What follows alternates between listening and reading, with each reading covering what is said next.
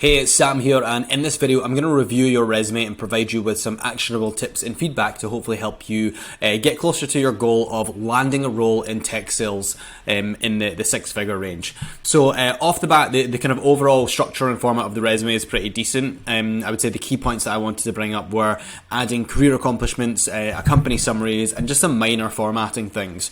So to get started into the review, I'm just going to zoom in here just now. But all this information is fine. How you've laid it out is absolutely fine. I think the only thing here is on your LinkedIn profile, add the URL as a clickable link, just to make that clear, rather than having to make someone Google your name or search for your name in LinkedIn. So that's one of the things I would say about that. Here, what I would recommend is, in this top section, it's pretty much prime real estate for the resume. And what I would recommend here is actually adding a career accomplishment section.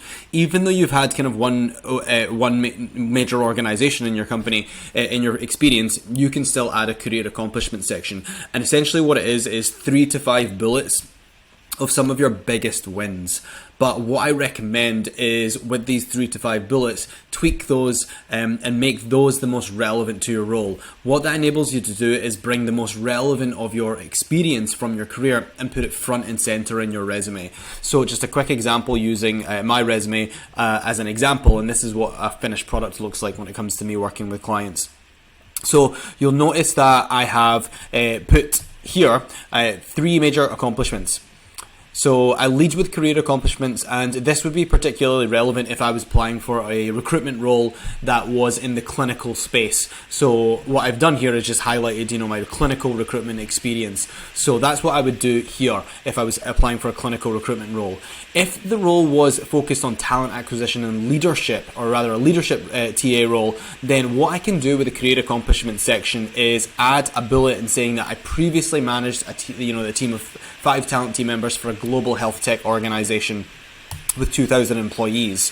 And that's how I would use the career accomplishment section strategically in order to make it most relevant for the role. So that's what I'd recommend for your profile. And it can be 2 or 3 bullets, but just give an area where you can tweak and change those bullets depending on the role that you express interest in.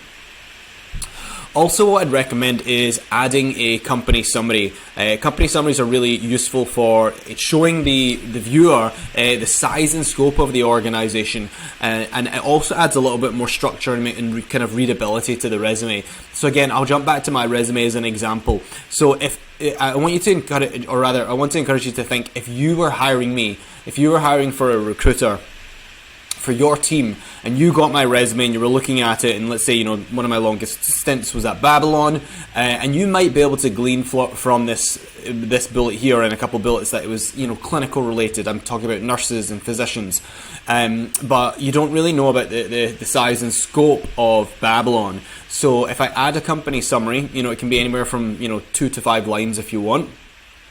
And I've said, Babylon was a global digital healthcare and AI organization. They closed $500 million, 2,000 employees worldwide, operations in 5 countries.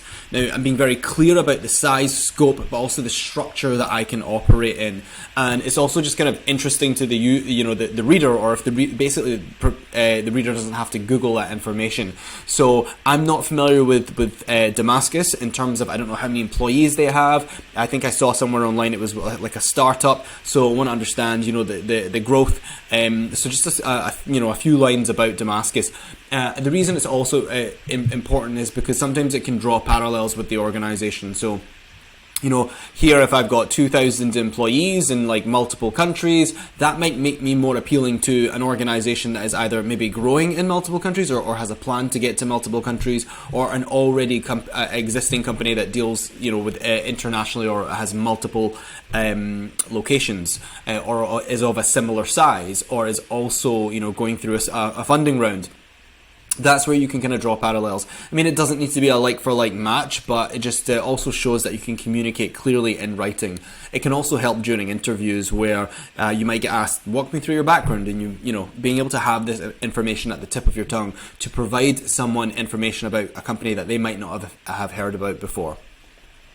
Here, I think what you've done is you've held basically multiple roles. What I would recommend is either, because they've got the exact same dates, you might want to put, say, manager of strategic relations in corporate partnerships, and then you could do something like this, project manager here. And just kind of get rid of it. That way you can kind of get rid of this to show that you held two roles. It's not major, this is more like a stylistic thing, but it saves you kind of having to split them out. But if you wanted to, let's say you had 3 major accomplishments that were specifically related to project management and 3 that were related to that, or whatever the number is, then you can break them out into that. So I had 2 different roles for the same company, and what I've done here is I said, when I was a TA consultant for the US, I've brought out specific US things, and then in Canada, I've put them under Canada. So you that's optional whether you want to do that. I would do that if they were quite distinct roles. And I know you've done that here in Media Director, Video Marketing Manager, so it was just if this is separate as well, keep it consistent, but otherwise it's absolutely fine as is, and you can probably just clean it up just by keeping them under the one line.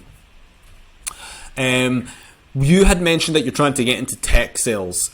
So what I would recommend is in the career accomplishment section, because this is further down in your resume, I would talk about how you've increased sales for a rapidly growing organization in the US. Talk about maybe where the sales came from, generating 109k in net revenue.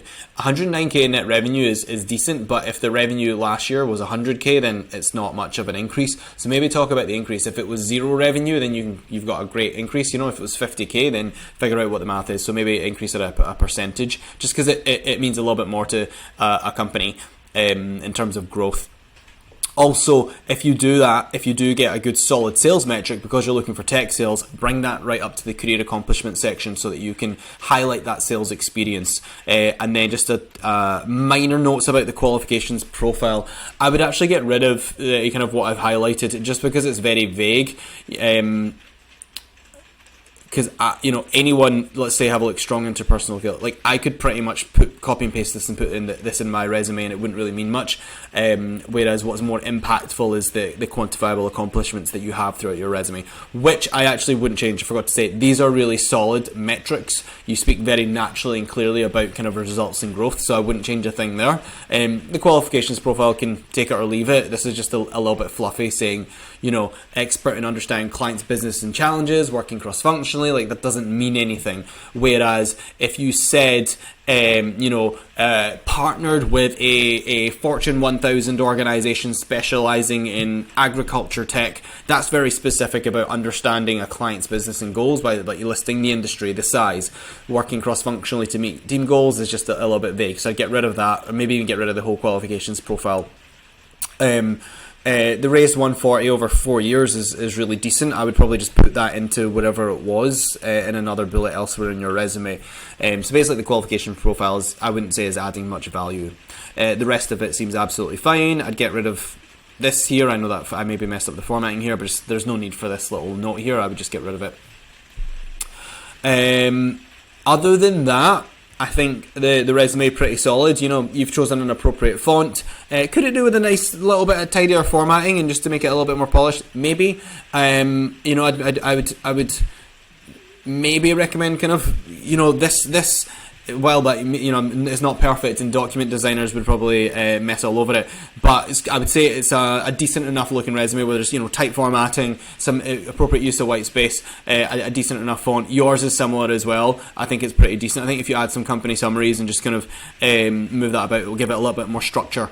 But other than that, this is a pretty solid resume. I will add as well that you kind of just beyond the resume, based on what you said, that you're looking for software tech sales and looking to land a role in the kind of high 6 figures.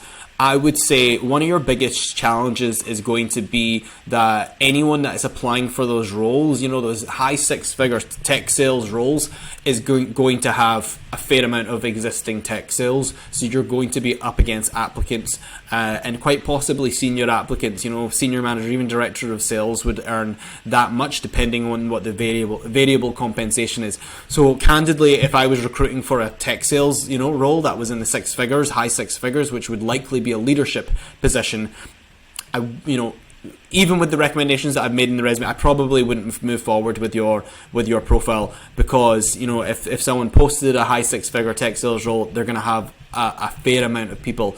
If a recruiter's got 5 people that they're going to screen and spend that time with, and say half an hour screen each time, then they're going to want someone that's got tech sales. So highly unlikely that your resume alone is going to land a role in tech sales.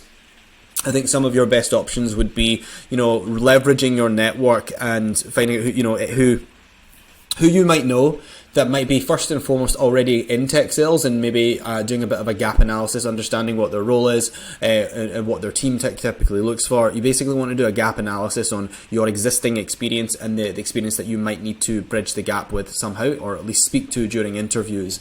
So I do think it will come via referral. Also, if you want a salary at 150 to 200 for tech sales, with no kind of prior tech industry sales, or at least not super apparent tech industry sales, I would say highly unlikely. There's very few organizations that will take the risk on a profile like that. The exception being is if a senior director or someone above that in pay knows your ability and is willing to take that risk. Your other option is to kind of pitch yourself to a hiring manager. You've got some pretty good skills in terms of writing a crafted message, and basically if you want to ask for like a tech sales role, like demonstrate your sales ability through kind of cold outreach is one option as well. But I do think that it's going to come from the network, and it won't. I think it's highly unlikely to come as a kind of cold applicant. Not knowing anyone at the company, not being from the industry, and asking for a six-figure tech sales role is highly unlikely, but not impossible. So anyways, I hope the resume feedback was useful to you. This is already a pretty solid resume. I think that just a few minor tweaks might help it bring it up a little bit, but I do think it's a solid resume as is, in terms of structure, formatting and content. So good luck.